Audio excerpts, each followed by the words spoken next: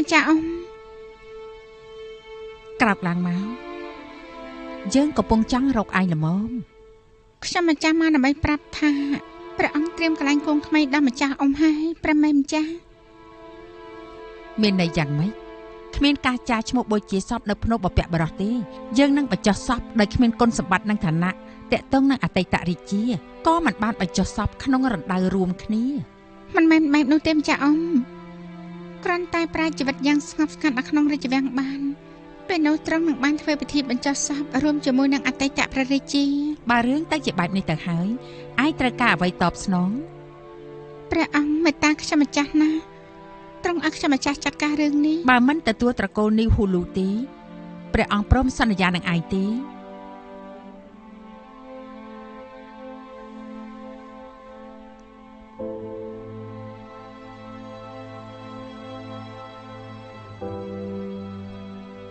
គេច្បាស់ជាផ្ដល់ជំរឿសឲ្យឯងហើយនឹងយើងទាំងពីរត្រូវតែមានម្នាក់រស់មហាក្សត្រយ៉ានីមករត់ត្រង់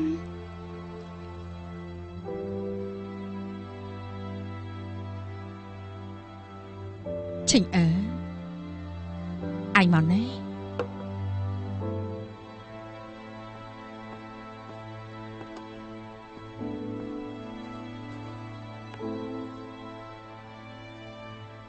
អ៊ំដឹងច្បាស់ពីចរិតរបស់ឯងដើម្បីជួយយើងឯងព្រមលះបង់ជីវិតខ្លួនឯងប៉ុន្តែគេជាត្រកូលនីវហ៊ូលូគេចង់ឲ្យយើងស្លាប់ខ្លាំងណាស់បើឯងស្លាប់បាត់ទៅគឺមិនបានឯងមិនអាចស្លាប់ទេហុងលីគឺស្រឡាញ់ឯងខ្លាំងណាស់មិនអាចបណ្ដោយឲ្យឯងស្លាប់បានទេគេមិនដោះលែងឯងទេទុកឲ្យអ៊ំទទួលចតាកម្មទៅចោះណាទោះជាគេគិតថាឯងជាក្មួយរបស់យើងតែយើងគឺជាម្ចាស់ស្ត្រីនៃរាជវង្សឈិងបើយើងនៅក្រោមត្រកូលនីវហ៊ូលូគឺមិនបាននោះទេក្នុងសភាពគ្មានគេឈ្មោះគ្មានឋានៈអ៊ំចាំបាច់ត្រូវតែស្លាប់ឲ្យក្មួយរស់បន្តដំណើរការរុងរឿងរបស់ត្រកូលយើងបន្តទៀតម្ចាស់អ៊ំឯងស្ថិតក្រោមការមើលថែរបស់ព្រះអង្គហើយឯងគឺជាក្តីសង្ឃឹមរបស់ត្រកូលអ៊ូឡាណាឡាឯងត្រូវតែជាមនុស្សរបស់ព្រះអង្គប៉ុន្តែខ្ញុំម្ចាស់មិនធ្លាប់គិតចង់បានអាណាម្ចាស់ស្ត្រីនោះទេខ្ញុំម្ចាស់គ្រាន់តែចង់ប្រាជ្ញជីវិតមានក្តីសុខជាមួយព្រះអង្គគឺឯងមានចិត្តចំពោះហុងលីមែនទេឬក៏ឯងមិនចង់នៅជាមួយគេកំដរគេដល់ថ្ងៃស្លាប់ទេមានតែក្រុងតំណែងជាម្ចាស់ស្ត្រីប៉ុណ្ណោះទើបឯងមិនអាចប្រត់គ្នាបានប៉ុន្តែប៉នាងហ្វូឆាគឺជាព្រះជាយាឯកដ៏ល្អនាងអាចធ្វើជាម្ចាស់ស្ត្រីដ៏ល្អនៅពេលអនាគតបើសិនជាឯងនៅសៀមគ្មានការប្រឹងប្រែងទេត្រកូលអ៊ូឡាណាឡារបស់យើងហេតុអីបានជាត្រកូលយើងមានក្មេងដូចជាឯងម្ចាស់អ៊ំម្ចាស់អ៊ំត្រង់កាត់អីគ្រាយើងឡើងគ្រាយើងឡើងម្ចាស់អ៊ំយ៉ាងម៉េចហើយត្រកូលនីវហ៊ូលូប្រទានថ្នាំពុលក្នុងពេងឲ្យយើងគ្មានជាតិពុលចំពោះរាងកាយតែពឹសនៅខាងក្នុងវាំងនេះយើងអនុញ្ញាតឲ្យមនុស្សស្រីត្រកូលអ៊ូឡាណាឡារស់បានតែម្នាក់នេះគឺជាបតីទលារបស់យើងណាស់ទៅហើយ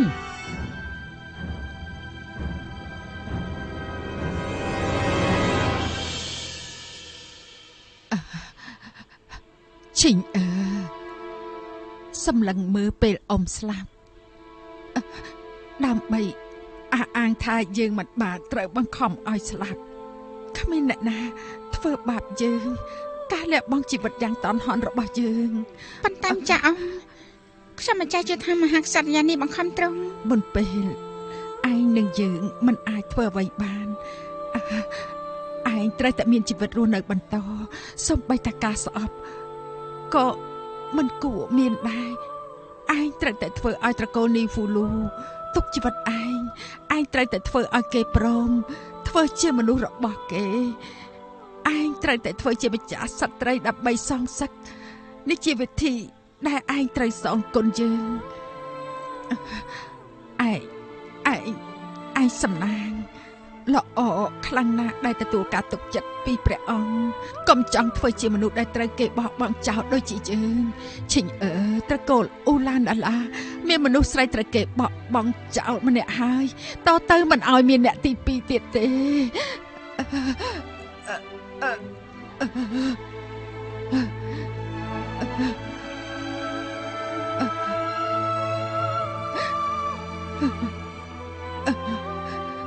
ឆ្នាំនោះ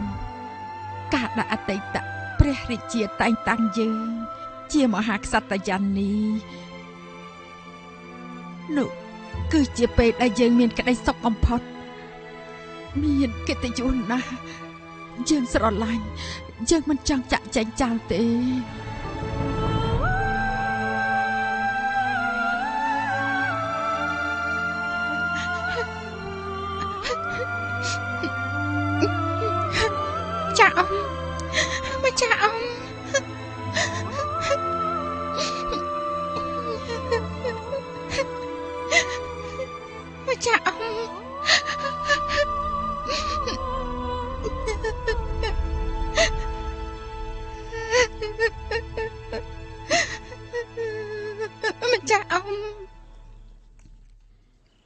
ពេលដែលខ្ញុំទៅដល់គេស្លាប់បាត់ទៅហើយមនុស្សដែលចាក់ចេញមកនោះគឺព្រះជាយាឈិញ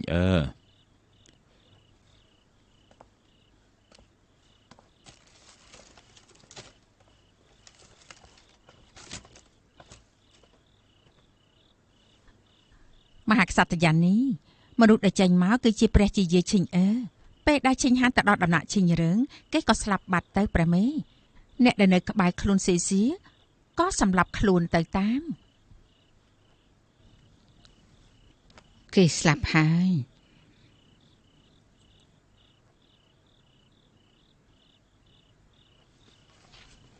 អញ្ចឹងដល់លេងឈិញឲ្យមានជីវិតសិនទៅ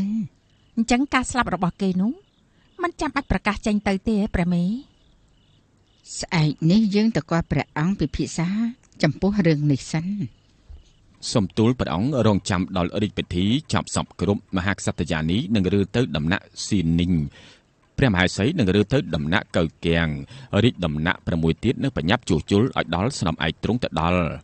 ព្រះអង្គម្ចាស់ក្សត្រីអ៊ូសោយទីបង្គត់ហើយថាម៉េចតាមសវណ្ណីរបស់ព្រះជាយាធីងប្រាប់ថាទ្រង់សគត់យ៉ាងទាន់តើជាការពិតដែរទេព្រះជាយាធីងនៅក្នុងហេតុការស្លាប់ម្ចាស់ក្សត្រីអ៊ូឡា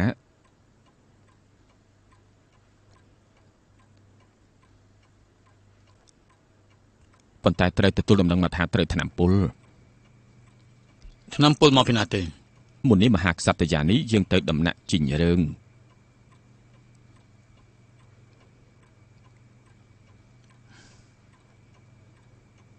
យប់នេះបញ្ជូនមនុស្សទេការពីប្រសពរបស់ទ្រង់ផងស្អែកពេលព្រឹងហើយឈឹងមកជួបយើងក្រាបទូល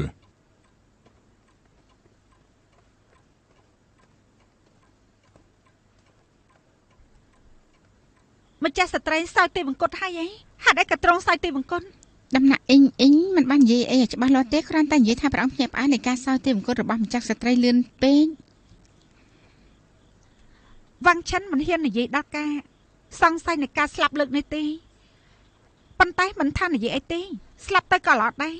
បើម្ចាស់ស្ត្រីនៅគឺមេគ្រោះតែប៉ុណ្ណោះ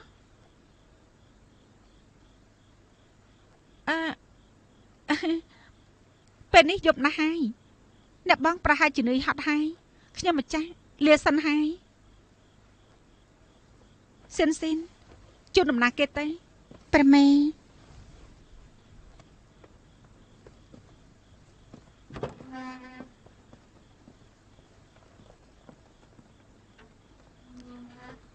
ម្ចាស់ស្ត្រីប្រហែលជាអស់អាយុថ្លៃហើយបើសិនជាទ្រង់បានសាំងកំហុសដែលមិនធ្វើឲ្យអតីតប្រជាខ្ញាល់នោះទ្រង់ប្រហែលជាមិនធ្លាក់ដល់ដំណាក់កាលនេះទេមើលទៅតំណែងម្ចាស់ស្ត្រីគឺអង្គុយមិនស្រួលនោះទេទ្រង់មិនអាចដូចជាម្ចាស់ស្ត្រីអូឡាណាឡាបានទេទ្រង់មកពីត្រកូលធំថែមទាំងមានព្រះរាជបុត្រទៀតម្ចាស់ស្ត្រីគេក៏បានមកពីត្រកូលធំដែរមានប្រាក់បត្រាដូចគ្នាគ្រាន់តែរាជបុត្របញ្ញាប់ចាក់ចេញទៅពេកបាត់បង់នៃការសន្តោសប្រណីធ្វើឲ្យតំណែងមហាក្សត្រយានីប្រែប្រួលការកើ នៃការស្លាប់គឺឈ្មោះរបស់គេគឺមិនបានចាត់ទុកទេនៅក្នុងប្រវត្តិសាស្ត្រនេះរឿងនេះពិបាកស្មានណាស់មិនថាព្រះអង្គយល់ឃើញយ៉ាងណាទេនៅថ្ងៃខាងមុខឲ្យតែទ្រង់ខ្លាចជាម្ចាស់ស្ត្រីបត្រាទាំងពីររបស់ទ្រង់ច្បាស់ជាអាចនឹងមានសុវត្ថិភាព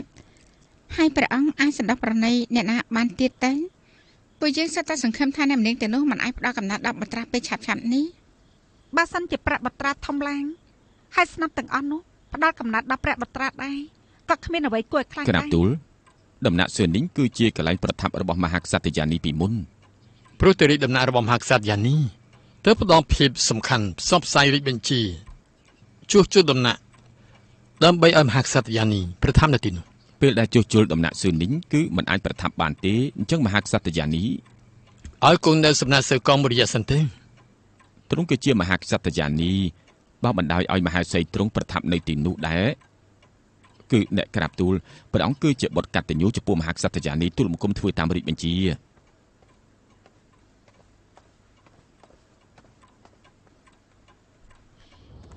អ្នកម្នាងទ្រង់ព្រះកន្សែងពេញមកយកហើយពេលនេះទ្រង់កំពុងតែចូលកកល់ព្រះអង្គតែទ្រង់មានកម្លាំងដែរទេម្ចាស់ស្ត្រីអូឡាណាឡាសោយទីបង្គត់ហើយព្រះអង្គជ្រាបហើយនៅគឺបានដឹងហើយឈិញអើគឺបញ្ជុំមក5ថាម្ចាស់ស្ត្រីសោយទីបង្គត់ក៏ព្រោះតែរោគបេះដូងស្លាប់ដោយសាររោគបេះដូងហេតុអីបានជាទៅជាបែបនេះមិនមែនសម្រាប់ខ្លួនទេហ៎ឈិញអើជាក្មួយរបស់ម្ចាស់ស្ត្រីមិនគួរណាកុហកនោះទេមិនថាយ៉ាងណាក៏ដោយតំណែងម្ចាស់ស្ត្រីអូឡាណាឡាគួរឲ្យស្មុគស្មាញណាស់ទៅហើយព្រះអង្គគិតចាត់ចែងពិធីបុណ្យសពគេយ៉ាងម៉េចទោះបីជាម្ចាស់ស្ត្រីព្រះបិតាឃុំឃាំងប៉ុន្តែម្ចាស់ស្ត្រីអូឡាណាក៏ស្លាប់ព្រោះតែរោគបេះដូងអញ្ចឹងក៏ព្រោះតែការសោយទីបង្គត់របស់ព្រះបិតាអញ្ចឹងគួរតែបញ្ចុះព្រះសមរួមគ្នាជាមួយព្រះបិតាទេបើគ្មានការតែងតាំងតំណែងគេមិនអាចធ្វើពិធីបញ្ចុះរួមបានទេគេគ្មានសិទ្ធិបញ្ចុះរួមជាមួយព្រះបិតាបុត្របានឡើយនេះជារឿងដែលព្រះបិតាបុត្រមានបន្ទូលរួចហើយព្រះអង្គចាំងថឹងសុំចូលគាល់អើគេចូលមកក្រាបទូល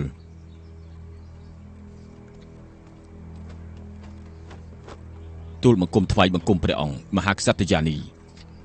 តាមមានរាយទេព្រះអង្គទូលបង្គំបានឮមកថាម្ចាស់ស្ត្រីអ៊ូឡាណាឡាសោយទីវង្គតរឿងនៅក្នុងរាជដំណាក់ខាងក្រៅមន្ត្រីក្នុងរាជវាំងចាំបាច់លូកដៃចូលដែរមែនទេមហាក្សត្រយានីទូលបង្គំមិនហ៊ានលូកដៃក្នុងរឿងរាជដំណាក់ខាងក្រៅទេ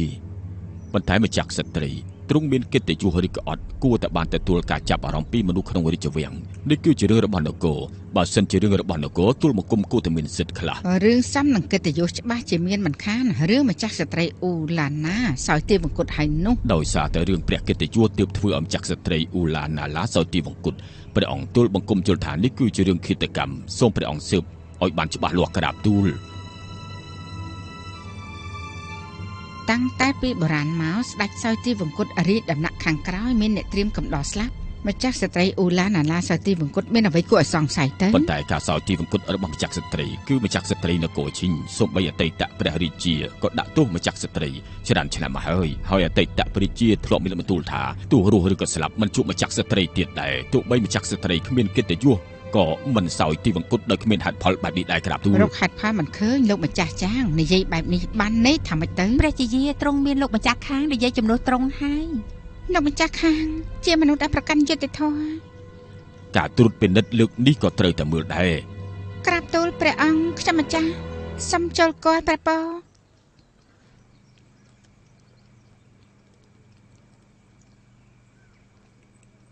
ចូលមក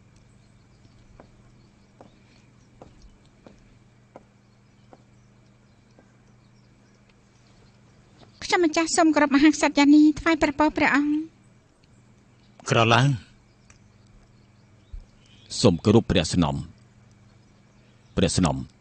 ទូលបង្គំចាំងថឹងទើបតែបានទូលព្រះអង្គពីរឿងម្ចាស់ស្ត្រីសោយទីវង្គតទ្រង់គឺជាក្មួយម្ចាស់ស្ត្រីសូមទ្រង់ជួយទាមទាររកយុត្តិធម៌ផងក្រាបទូល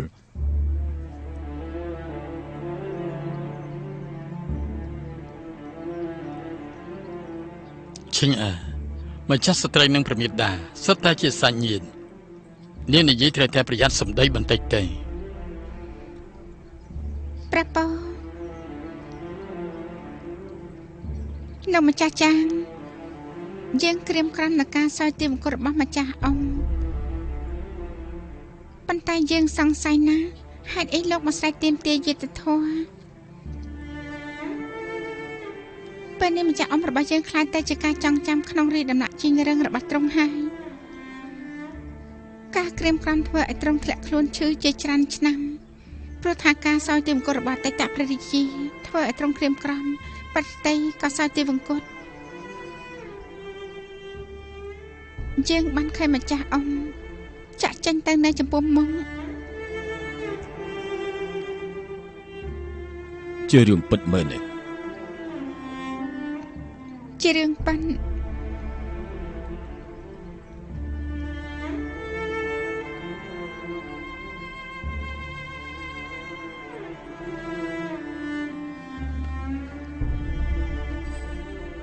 មហាក្សត្រយានីព្រះអង្គរឿងការស្លាប់របស់ម្ចាស់អង្គព្រោះក្តីស្រឡាញ់មានចំពោះអតីតព្រះរាជាបើសិនជាមានរឿងនាទីផ្សព្វផ្សាយខ្ញុំម្ចាស់គួរតែចេញមុខដោះស្រាយនៅរឿងមួយនេះដើម្បីឲ្យម្ចាស់អង្គទៅកាន់សុគតិភពនេះជាសំណើខ្ញុំម្ចាស់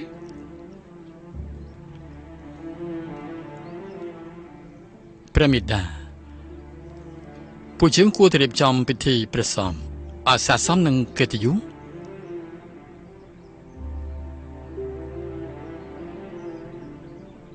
អញ្ចឹងរៀបចំពិធីក្នុងឋានៈជាព្រះស្នំហើយបញ្ចុះក្នុងនាមឋានៈជាព្រះស្នំតែចុះពេលបញ្ចុះគឺមិនបាច់សរសេរឋានៈអ្វីទាំងអស់ទើបមិនទៅភ្នែកចំណែកប៉ាយវិញ្ញាណហើយនឹងរបស់គេគឺបញ្ចុះព្រមទៅជាមួយនឹងគេចុះ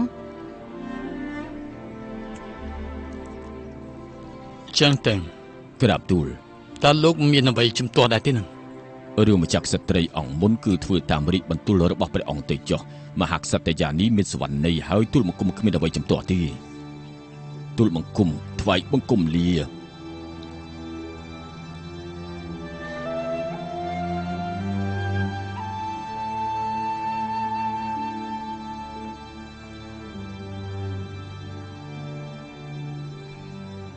ព្រះអង្គទ្រង់រវល់រឿងរាជកិច្ច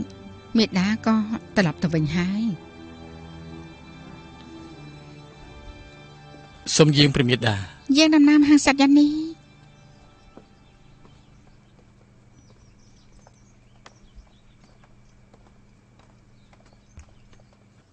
បានជិញជាក្រៅសិនទៅក្រាបទូលជិញពេលនេះមានតនាងហើយនឹងយើងប្រាប់ជាងមកការស្លាប់ម្ចាស់អ៊ំយ៉ាងម៉េចព្រះអង្គខ្ញុំម្ចាស់និយាយទៅគឺជារឿងប៉ិន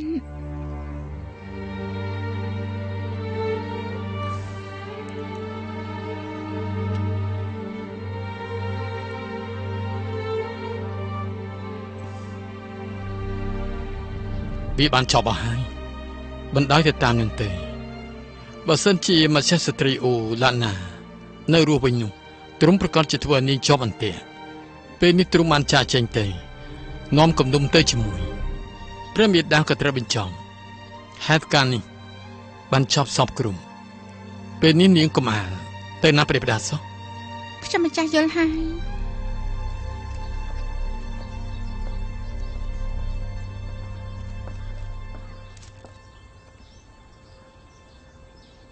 មហាក្សត្រយានីទុកប្រទេសចុះព្រះជាយាយឆេងអើគឺជាមនុស្សឆ្លាត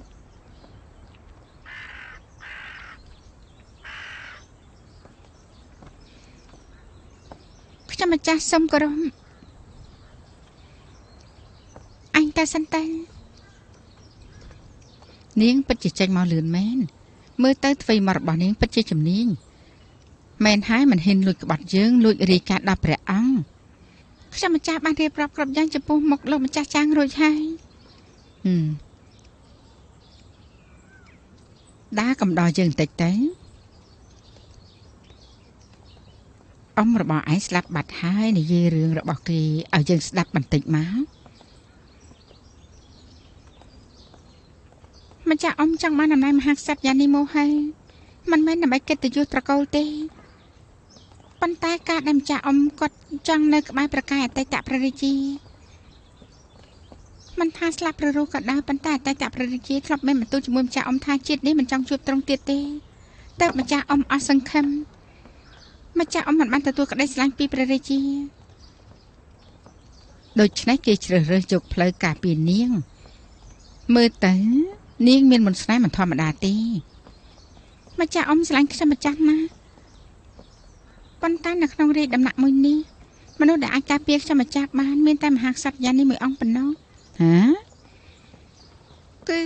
មហាក្សត្រយ៉ានីចង់ឲ្យម្ចាស់អ៊ំខ្ញុំម្ចាស់ស្លាប់ចំពោះព្រះភ័ក្ត្ររបស់ទ្រង់បើគ្មានការស្មាននៃការស្លាប់របស់ម្ចាស់អ៊ំមករបស់ខ្ញុំម្ចាស់ដែលជាក្មួយនេះទុកក្រន់ដោះសារឲ្យគាត់ហើយក៏គ្មានអ្នកណាហ៊ានរីកគុណពីគេឈ្មោះរបស់ទ្រង់ទៀតនាងឆ្លាតណាស់មិនមែនខ្ញុំម្ចាស់ឆ្លាតទេព្រោះតែគ្រប់យ៉ាងនៅក្នុងដៃរបស់ទ្រង់តែប៉ុណ្ណោះអ៊ំរបស់ឯងជាមនុស្សឆ្លាតអាចកាត់ស្មានរឿងគ្រប់យ៉ាងដឹងមុនរឿងអាចស៊ូបានគឺស៊ូយកក្បាលមកបដូរបើស៊ូមិនបានទេជ្រើសរើសយកការពារដើម្បីផលប្រយោជន៍បែបនេះទៅនាងអាចរស់នៅបន្តទៅទៀតបានត្រឹមម្ចាស់អ៊ំស្លាប់យ៉ាងទាន់ហន់ប៉ុន្តែពាក្យខ្សឹបខ្សៀមិនទាន់បាត់ដរាបណាខ្ញុំម្ចាស់នៅខ្ញុំម្ចាស់នឹងព្យាយាមធ្វើរឿងនេះស្ងប់ស្ងាត់ល្អណាស់មនុស្សឆ្លាតបែបនេះមានជីវិតរស់នៅគឺកាន់តែល្អ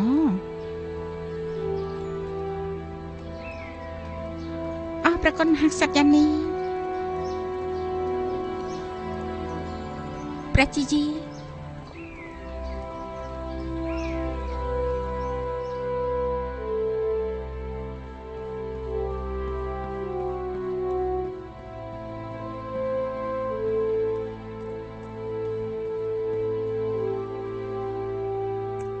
ទ្រង់ប្រញាប់ចូលផ្ទុំទៅក្រាបទូលស្អែកនេះនឹងមានពិធីឡើងក្រុងរាជរាជសម្បត្តិផងជាងដឹងហើយឈុតឡើងក្រុងរាជត្រៀមទុករួចទៅហើយព្រះអង្គទ្រង់សាក់ក្រុងសិនទៅចំណាប់បានកាត់រួចហើយមិនច្បាច់លោទៀតទេក្រាបទូលលោកចាការឆើចាត់ការហើយនឹងឈិញលីមករាយការណ៍ប្រាប់ថាគ្រប់យ៉ាងរៀបចំអស់ទៅហើយទីនេះគឺជាកន្លែងរបស់មហាសេយើងប៉ុន្តែដំណាក់រមេដាយើងត្រូវតែធ្វើឲ្យបានស្អាតជាងនេះក្រាបទូលចេញទៅវិញទៅក្រាបទូល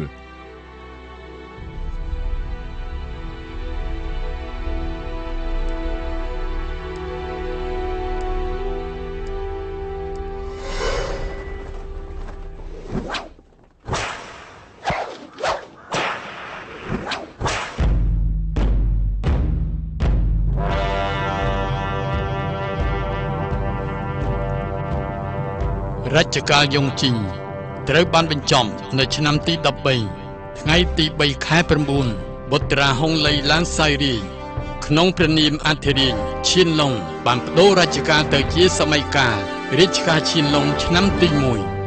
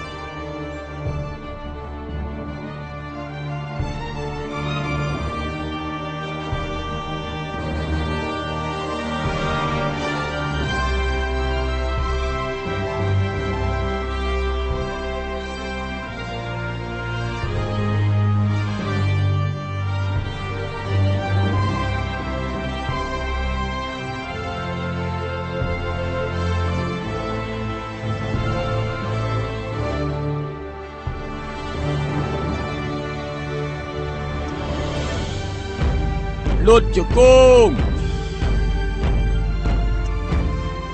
គោរពលើកទី1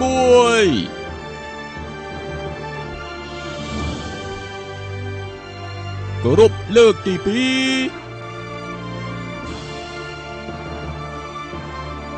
គោរពលើកទី3ក្រោកឡើងលុតជង្គង់គោរពលើកទី1គោរពលើកទី2គោរពលើកទី3ថ្ងៃនេះយើងឡើងសោយរាជពាក្យសច្ចៈគឺជាសម្បត្តិរបស់យើងតែងតាំងអតីតព្រះជាជាអធិរាជដ៏ល្អមួយអង្គហើយតែងតាំងព្រះមេដាដែលផ្ដល់កំណើតឲ្យយើងធ្វើជាមហាក្សត្រយានីដែលនៅក្នុងត្រកូលហ្វូឆារបស់យើងចប់ការតែងតាំងអធិរាជឧទ្ទិសខ្លួនហើយមានមេត្តាដល់មនុស្សគ្រប់គ្នាសូមអរព្រះអង្គចូលចម្រើនមើលឆ្នាំ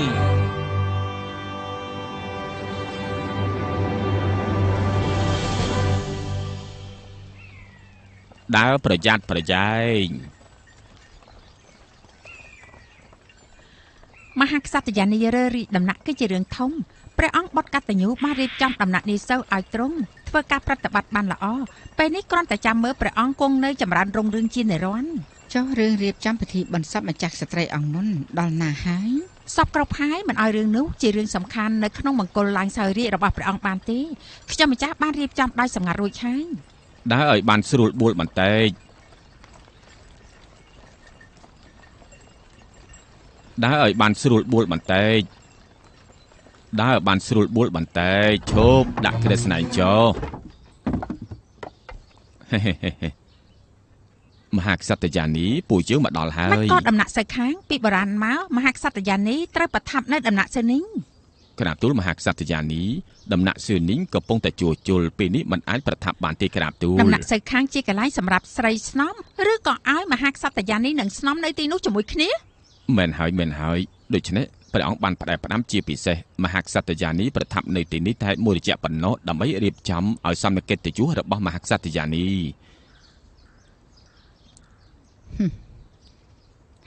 ព្រះអង្គកតញ្ញូបារាជដំណាក់សឺនីងកំពុងតែជួសជុលយើងចាំក៏បានដែរ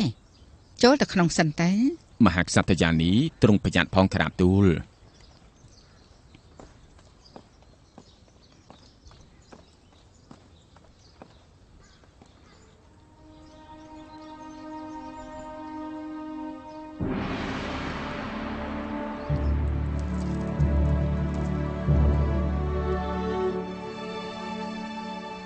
ខ្ញុំម្ចាស់សូមគោរពព្រះមេដាខ្ញុំម្ចាស់សូមគោរពមហាក្សត្រយានីក្រោកឡើងមក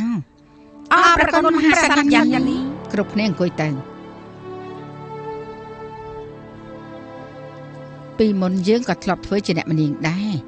ទើបត្រូវចូលមកធ្វើការគោរពដល់មហាក្សត្រយានីហើយនិងព្រះមហេសីដូចគ្នាថ្ងៃនេះមួយប្រព្រឹត្តភ្នែកសោះយើងខ្លាចជាមហាក្សត្រយានីមើលពួកនាងនៅក្មេងនៅឡើយប្រៀបដូចជាផ្កាដែលទើបតែចេញពីលោកយ៉ាងអញ្ចឹងព្រះមហាក្សត្រយានីទ្រង់នៅស្រស់ស្អាតដូចជាផ្កាឈូករីកស្គុះស្ងាយអញ្ចឹងមិនដូចជាពួកខ្ញុំម្ចាស់ទេគ្មានអ្វីគួរឲ្យមើលសំបីតែបន្តិចមែនទេអ្នកទាំងអស់គ្នានាងពិតជាពូកែនិយាយមែនអរប្រគុណព្រះមហាក្សត្រយានីសរសើរខ្ញុំម្ចាស់ល្ងងខ្លាំងសូមទ្រង់ជួយណែនាំផងថ្ងៃនេះគឺជាថ្ងៃបន្ទាប់ដែលព្រះអង្គឡើងសោយរាជពួកនាងបែរជាមកជូនពរយើងមានតែពាក្យណែនាំដល់ពួកនាងប៉ុណ្ណោះព្រះអង្គរវល់នៅក្នុងរាជវាំងឯពួកនាងជាស្នំយ៉ាងហោចណាស់មិនថាមានមនុស្សតិចច្រើនប៉ុណ្ណាយើងមិនចង់ឲ្យ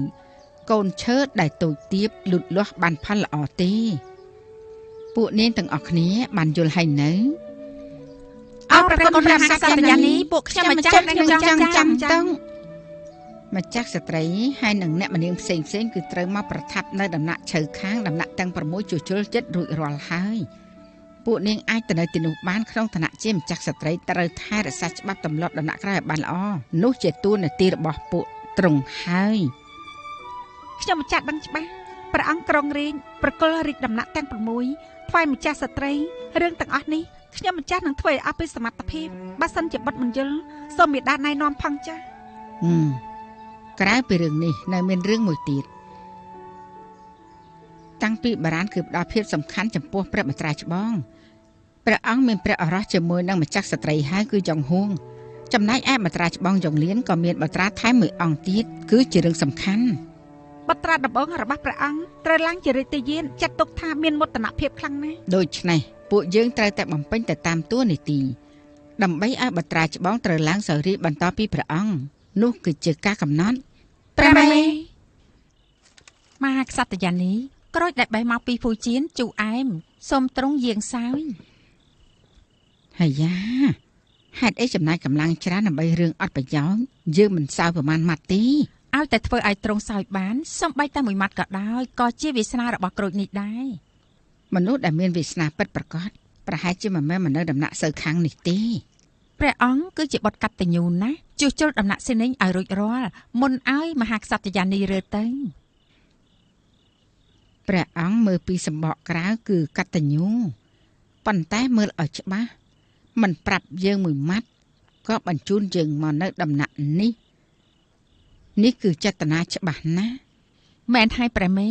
ទីនេះមិនស័ក្តិសមហើយមិនត្រូវច្បាប់ទម្លាប់នៅទីនេះមិនមែនជាកន្លែងប្រថាប់របស់មហាក្សត្រយានីទេទោះបីយើងចង់ឆាប់ឬទៅនៅដំណាក់សឿននឹងឆាប់ដើម្បីឡើងការតំណែងយើងត្រូវតែខ្ចីដៃនរណាម្នាក់ហើយមើលថាមនុស្សម្នាក់នោះមានប្រយោជន៍ទេព្រះមេដានដំណាក់ឆេងតើមានអ្វីមិនសប្បាយប្រទេសដែរទេគ្រប់យ៉ាងគឺល្អខ្លាំងណាស់ទោះបីជាដំណាក់ខាងរៀនចង្អៀតបន្តិចតែការតបតែងមើលទៅគឺស្អាតខ្លាំងណាស់ប៉ុន្តែការជួសជុលដំណាក់ស៊ឺនីងគឺចាប់សពគ្រប់ហើយព្រះមេដានឹងប្រញាប់រើទៅយើងដឹងថាទ្រង់កតញ្ញូអត់ត្រែងមេដាមិនបានធ្វើឲ្យឈិញអើពិបាកទេមែនទេអត់ទេហេតុអីក៏ព្រះមេដាត្រូវធ្វើឲ្យឈឹងអើលំបាកអញ្ចឹងគឺល្អអង្គុយចុះសិនទេ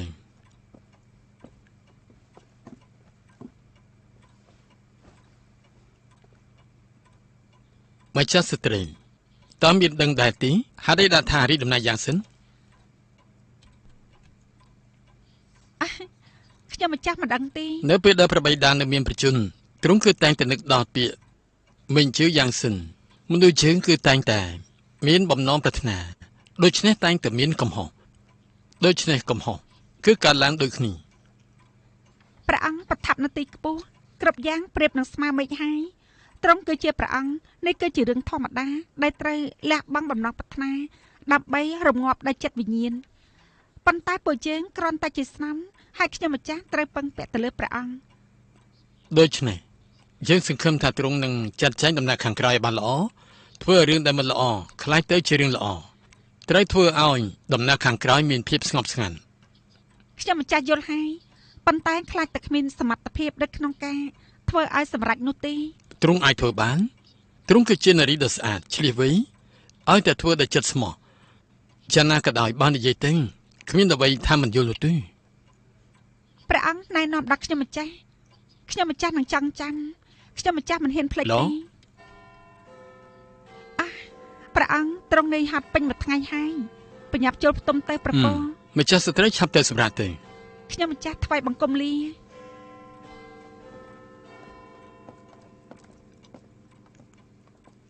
បាឈិនក្រាបទូលឈិញអើនៅដំណាក់រើប្រហែលជាអាចនៅទីនោះក្រាបទូលទៅទីនោះយកពីរបស់យើងទៅ5នាទី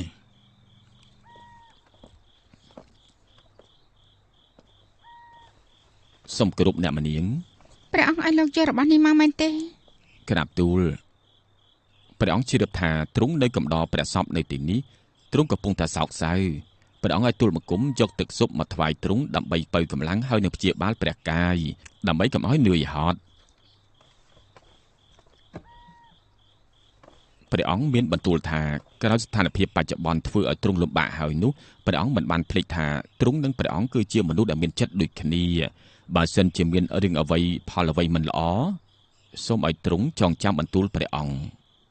មិនថាធ្ងន់ធ្ងរប៉ុណ្ណាទេព្រះអង្គនឹងអាចទុកព្រះតីបានជានិច្ចយើងយល់ពីអារម្មណ៍របស់ព្រះអង្គហើយរំខានលោកអាមាត្យដែលត្រូវមកដល់ទីនេះទូលបង្គំថ្វាយបង្គំលា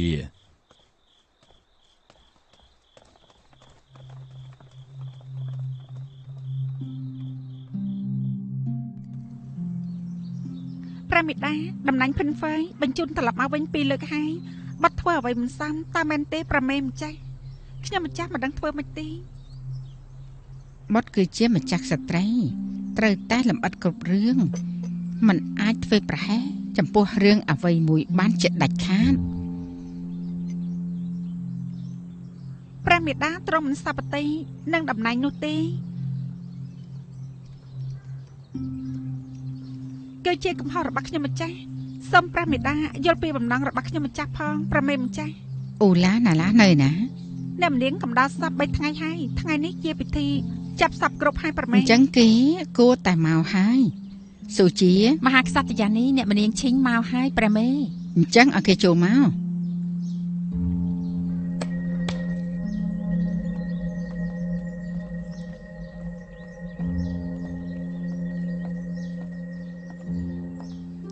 ម្ចាស់ស្ត្រីអង្គុយមកប្រមេ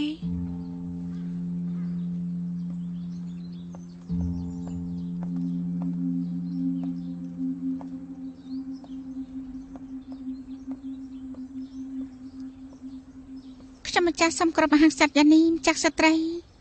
ពិធីបន់សពចាប់សពគ្រប់ហើយមែនទេរសៀលថ្ងៃនេះបញ្ជូនម្ចាស់អ៊ំទៅភ្នំភិនហ្វេព្រះមេម្ចាស់ស្ត្រីអូឡាណាឡាគឺជាអ៊ំរបស់នាងបើសិនជាធ្វើតាមប្រពៃណីនាងគួរតែកាន់ទុក3ឆ្នាំធ្វើបែបនេះចុះនាងមិនបាច់ទៅភ្នូអ៊ំរបស់នាងទេតែត្រូវកាន់ទុកនៅដំណាក់ឈានទីបើសិនជាគ្មានរាជបញ្ជាហាមចេញមកក្រៅជាដាច់ខាត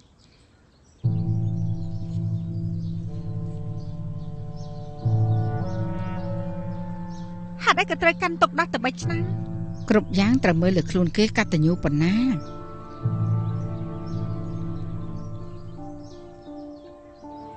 មហាក្សត្រយានីអខ្ញុំម្ចាស់តារាជដំណាក់ឈានទីគឺជាមហាករណាណាខ្ញុំម្ចាស់សូមអរព្រគុណ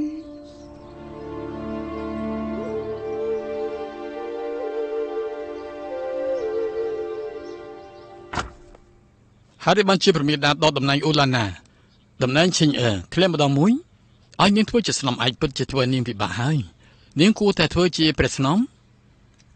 ប្អូនឈិញបានទទួលប៉ះពាល់ដល់រាជដំណាក់ជីងដំបូងខ្ញុំម្ចាស់គិតឲ្យនាងធ្វើជាអ្នកម្នាងសិនហើយចាំឡើងតំណែងជាថ្មីប៉ុន្តែព្រះមេតាទ្រង់បដិសេធខ្ញុំម្ចាស់គ្មានផ្លូវជ្រើសរើសទៅបដូរឲ្យទៅជាស្នំឯកប៉ុន្តែព្រះមេតានៅតែមិនសប្តិដូច្នេះហើយខ្ញុំម្ចាស់ព្រះមេតាលុបឈ្មោះរបស់នាងចេញនេះគឺប្រៀបដូចជាស្អីទៅព្រះអង្គព្រះមេតាបញ្ជាឲ្យប្អូនឈិញទៅដំណាក់ឈិញទីឲ្យនាងកាន់ទុកម្ចាស់ស្ត្រីដល់3ឆ្នាំហាមចាក់ចេញពីដំណាក់ថាម៉េចព្រះមេតាមានអំណាចនៅក្នុងរាជវាំងហើយនាងត្រូវទទួលរាជបញ្ជានៅចំពោះមុខខ្ញុំម្ចាស់ប្អូនឈិញខ្ញុំម្ចាស់មិនហ៊ានជំទាស់ទេព្រះមេតាក្តប់ក្តាប់អំណាចរាជដំណាក់ខាងក្រោយគឺមិនអាចពិភាក្សាជាមួយយើងព្រះអង្គទ្រង់ស្ងប់បន្តិចសិនទេព្រះអង្គព្រះមេតាប្រាភាពត្អូញត្អែគឺជាមូលហេតុជាមួយនឹងស្ថានភាពរបស់ប្អូនឈិញខ្ញុំម្ចាស់ក៏រកកំហុសមិនឃើញដែរហេតុអីក៏ទ្រង់មិនរងចាំឲ្យកន្លងផុតច្រើនថ្ងៃសិនទេហើយខ្ញុំម្ចាស់នឹងព្រះអង្គទៅសុំវល់ព្រះមេតាជើងដឹងហើយប្អូនឈិញត្រូវខំខាំងប៉ុន្តែគ្រប់គ្នាគឺមានតំណែងយុស័ក្តិទាំងអស់គ្រាន់តែបែងចែកដំណាក់ទាំង6ប្រពន្ធប្រយ័ត្នបន្តិចទៅដាក់នៅត្រង់នោះប្រយ័ត្នផងមកត្រង់នេះមកទុកត្រង់នេះទៅចុះហេតុនេះគួរដាក់ត្រង់ណាទៅណែប្រយ័ត្នបន្តិចទៅពួកឯងនេះដឹងហើយយឺតបន្តិចទៅណែមិនមែនត្រង់នេះទេដាក់ហັບនេះឲ្យយឺតបន្តិចណាប្រយ័ត្នបន្តិចទៅកុំធ្វើឲ្យបែកណាមកជួយយើងបន្តិចមកឆាប់ឡើងបានហើយយ៉ាពួកយើងចាក់ចេញពីទីនេះនឹងត្រូវបាត់ទ្វារអញយល់ថាបងឈិញអាចចេញទៅបានដែរទេមហាក្សត្រយានីត្រូវការឲ្យគេកាន់ទុក3ឆ្នាំជាតិនេះគេប្រហែលជាមិនអាចត្រឡប់មកវិញបានទេអ្នកណាទៅដឹងទេយកម្នេះប្រយ័ត្នតិចផងណាកុំធ្វើឲ្យប្រយ័ត្នបន្តិចយឺតនោះជារបស់ដែលព្រះអង្គប្រទានណាយឺតប្រយ័ត្នផងមកឆាប់ឡើងត្រង់បានលើទេ គេនិយាយថាជាតិនេះពួកយើងមិនអាចចេញពីទីនេះបានទេគ្រប់គ្នាបានធ្វើការរើអស់ហើយបើពួកយើងរស់នៅទីនេះ3ឆ្នាំមិនអាចចេញពីទីនេះបានតើត្រង់មានតំណែងអ្វីទៀតទេអាយ៉ាបងចាំនិយាយទៅប្រយ័ត្នត្រង់លើខុសបតីទៀតហើយឯងក៏ដឹងដែរយើងបារម្ភអ្នកម្នាងណាស់ណា